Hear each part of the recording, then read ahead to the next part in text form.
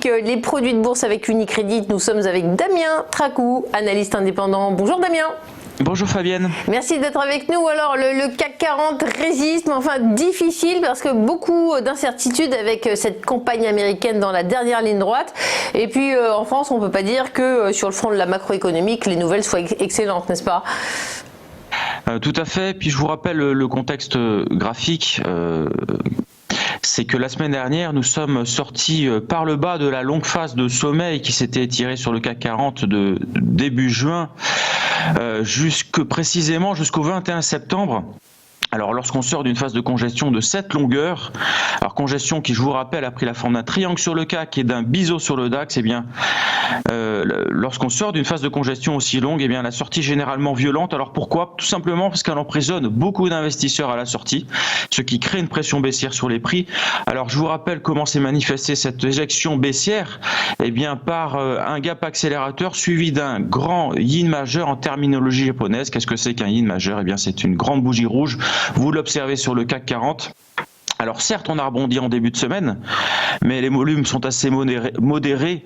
Donc ce qui accrédite la thèse d'une simple reprise technique. Regardez dans le rectangle, je vous ai indiqué l'Eurostoxx 50 qui est un peu plus représentatif que le CAC de ce qui se passe en Europe et de la pression baissière qui risque de poindre en Europe. Eh bien, sur l'Eurostoxx 50 qui représente les 50 plus grosses capitalisations boursières, eh bien, nous sommes sortis par le bas. Donc nous avons cassé un gros niveau à 3223 points et nous avons réalisé ce qu'on appelle un pullback. Alors un pullback, c'est un retour sur un point de cassure et ce niveau à 3223 points, c'est un gros faisceau de résistance qui correspond donc à une résistance horizontale, également à la moitié de ce ligne majeur dont je vous parlais à l'instant et le 50% de retracement de la dernière jambe de baisse qui est le retracement le plus couramment observé en analyse graphique.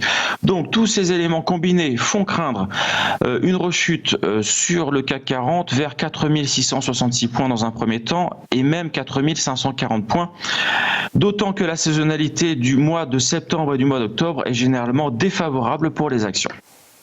Merci beaucoup Damien pour ce point sur le CAC. On rentre dans le détail et on focus sur une valeur, la Société Générale. Alors, ce projet de fusion, de rapprochement entre les réseaux Société Générale et Crédit du Nord suscite une certaine incrédulité du côté du personnel, des tensions sociales peut-être en perspective. Qu'est-ce que ça donne en termes graphiques, la Société Générale ? Bon, en tout cas, ça n'a pas eu d'impact positif sur les cours, ça c'est ce que j'observe. Le secteur bancaire, c'est vraiment le secteur à fuir actuellement sur le marché. C'est la conséquence bien sûr des taux bas éternels qui sont administrés par les banques centrales et puis de cette pandémie qui s'étire et qui ne manquera pas de transformer à un moment donné ou à un autre eh bien, les avances de trésorerie que consentent les banques en créance douteuse. En tout cas, c'est ce que redoute visiblement le marché. Donc graphiquement, le secteur est au plus bas historique. Pour vous rendre compte, il est quand même situé plus bas graphiquement que lors de la crise des subprimes. Donc ça vous donne un aperçu quand même de la défiance des investisseurs vis-à-vis du secteur bancaire.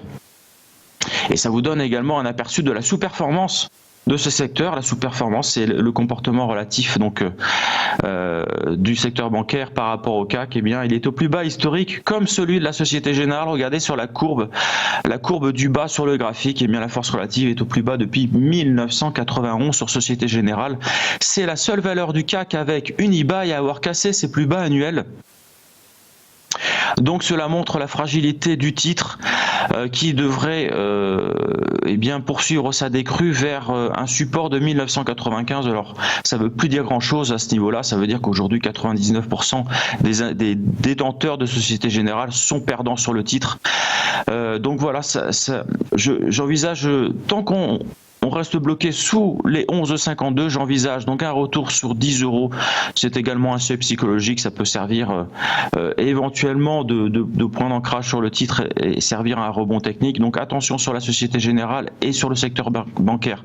En règle générale, c'est fragile et c'est baissier. Alors dans ce contexte, quels sont vos scénarios de produits de bourse Unicredit, Damien ?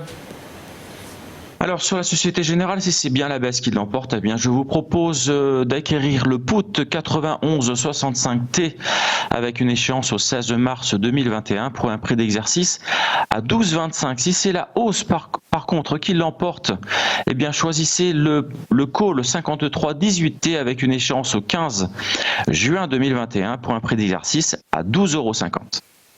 Merci beaucoup Damien Tracou.